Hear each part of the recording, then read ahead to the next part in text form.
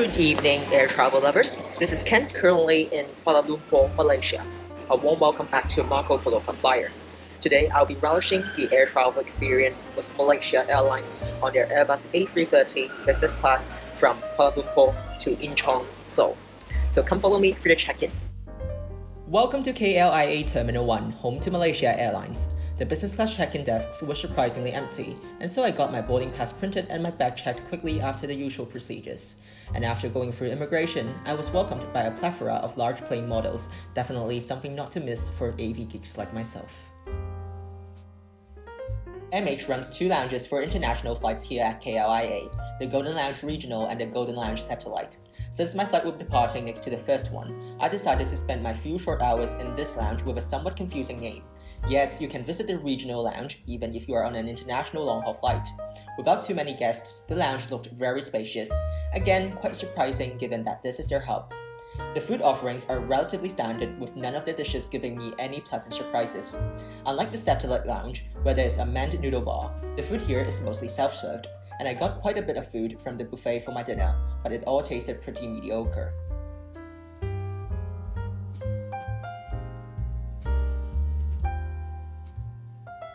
It's now 10:38 p.m. Boarding will start in around 5 minutes, and the flight will take off in around an hour or so. And I've just finished showering at this Golden Lounge Regional of Malaysia Airlines. I'm sorry that I forgot to film the shower room, but it wasn't too hygienic. When I got in, it was still wet. I got myself this one. This is a Thai sparkling water that I got from Bangkok earlier today. The good thing about KL airport is that the security check is at the gate, so it's alright for you to bring liquid to the air side, and you can consume it before boarding. Cheers! The Airbus 330-300 jet flying me to Seoul this evening has just been towed to the gate that is right next to the lounge. Although it's still quite early because I want to be the first to board, and therefore I'm now leaving the Golden Lounge Regional, and I'm now proceeding to gate H2, which is just a stone's throw to the lounge. Arriving at gate H2, I was disappointed by the fact that there were long queues right outside of the gate with people waiting to go through the security check. Everyone goes into the two lines and there are no priority queues, meaning that I also had to wait for 10-15 minutes before my turn at the X-ray machine. Boarding was also quite chaotic without clear lines set up for passengers to queue. Ladies and gentlemen, we now invite business class passengers. Business class passengers, you may board the aircraft through door A, your left-hand side. And with platinum, gold, silver, one more envelope, and supply members, MH flags back.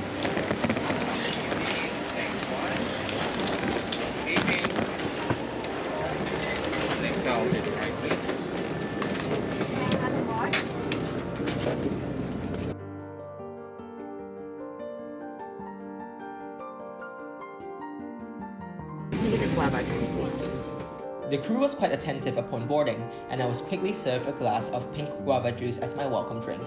While we wait for boarding to finish, let's do a walkthrough of the cabin so that I can have more sleep on this red-eye flight after takeoff. This long-haul business class cabin first took off into the skies back in 2016.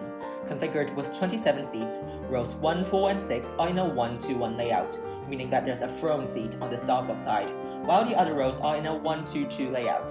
This interesting layout may affect your seat experience, so if you're a solo traveler like myself, make sure you pre-select your seat as early as possible to secure one of those throne seats, like my seat 4K. The seat is really quite spacious. On one side of the throne, you can find a cubbyhole which provides ample storage. Other features here such as the reading lamp and seat controls are relatively standard, but the remote control does look a bit dated. To charge your electronic devices, you have both a socket and a USB port. The other side of the seat that is closer to the window mainly acts as a side table on which you can put some food and drinks. The only downside to this seat is that the footwell is somewhat narrow. The TV monitor is acceptably responsive, but the resolution of the screen dates to the early 2010s. Water, a pair of headsets, a duvet, a mattress, and a pillow have all been preset on the seat for this red-eye flight.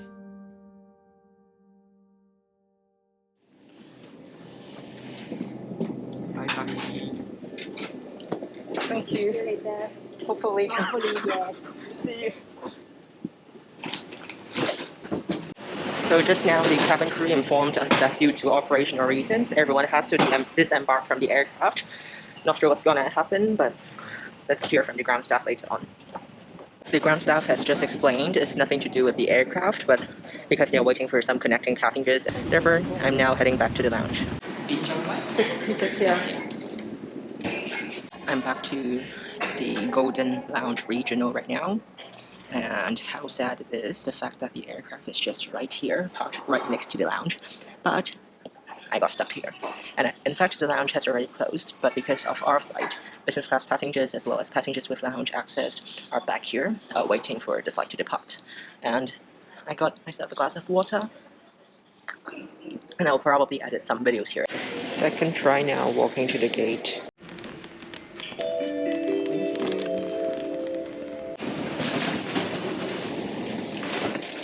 Welcome back. Hi again. And finally, boarding for the second time and returning to the familiar seat 4K, I decided to make the bed before takeoff so that I can have more time to rest when we are in the air. The cabin crew serving this flight was really quite friendly, and they were super apologetic about the delay and offered us another round of welcome drinks. This time, I went with a glass of champagne. This is actually my flight. I'm passing it to the captain, and it's like this place as well. It's like very beautiful, and the cabin crew as well. Ladies and gentlemen, a very warm welcome to all our esteemed and rich and wonderful frequent flyer members. I'm Parmizi, your cabin crew in charge. On behalf of the Commander, Captain Theo Levy, our flight to Incheon is 6 hours and 5 minutes. On behalf of Malaysia Airlines, we do apologize for the cabin crew is seated for takeoff.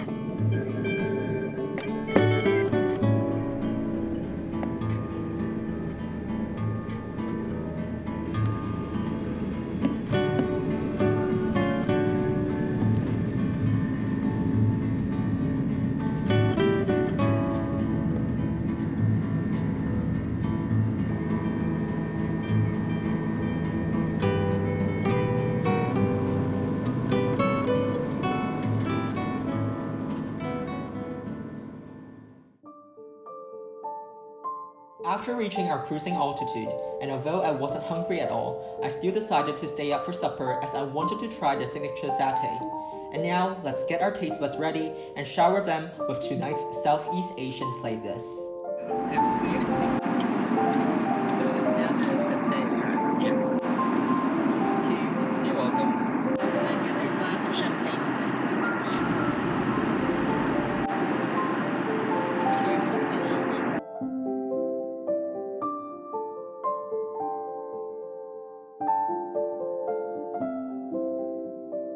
Thank you. If I'm not mistaken, there were both beef and chicken satay available, and I requested a mix of the two. The meal was served with a glass of champagne, a glass of water, and a packet of peanuts. This was my first time eating satay on board, and it tasted amazing. I honestly do not remember how the meat was, but I do remember the peanut sauce being remarkably rich and delicious. On the menu, there were of course other dishes you can order for supper, but I decided to end the meal early with a cup of teh tarik and headed to the lavatory to prepare myself for bed.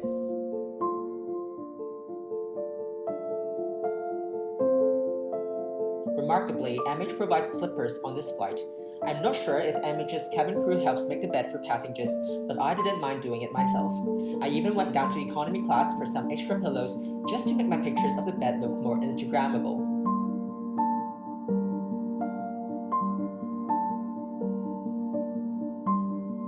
I honestly didn't sleep great on this flight.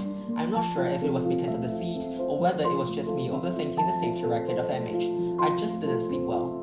After around 3 hours of flying, the cabin lights were turned up once more, and it was time to get our taste buds ready again, and this time for breakfast.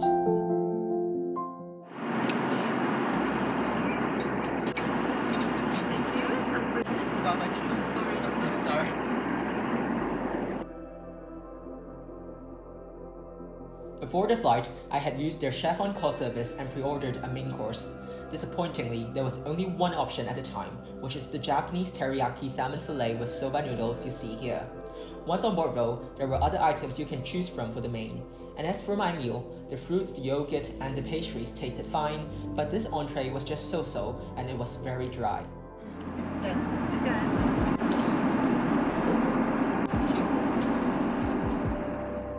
And finally, after over 6 hours of flying, we were finally, for real, approaching Seoul Incheon International Airport, and so it's time to summarize the flight. First things first, my opinions about the delay. This may be controversial to some of my viewers, while some may think that it's reasonable for MH to wait for the connecting passengers probably arriving internationally, as they otherwise would have had to wait a whole day for the next flight to Seoul. I of course wasn't too thrilled with this arrangement. I had my own connection at Incheon, and I was quite annoyed and got quite worried when everyone deplaned in Kuala Lumpur, not knowing what incoming connections we were waiting on or when we would be able to leave. In the end, thank goodness, I was able to make my connection, though that connection time was shortened from the original 3 hours and 40 minutes to, well, 40 minutes.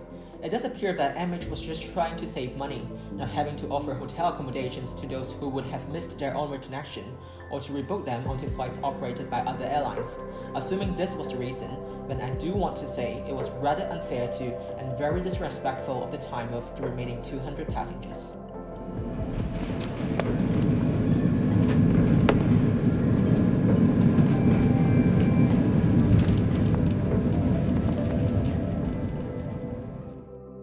As for the flight itself, I definitely enjoyed the Malaysian hospitality provided by the cabin crew on board.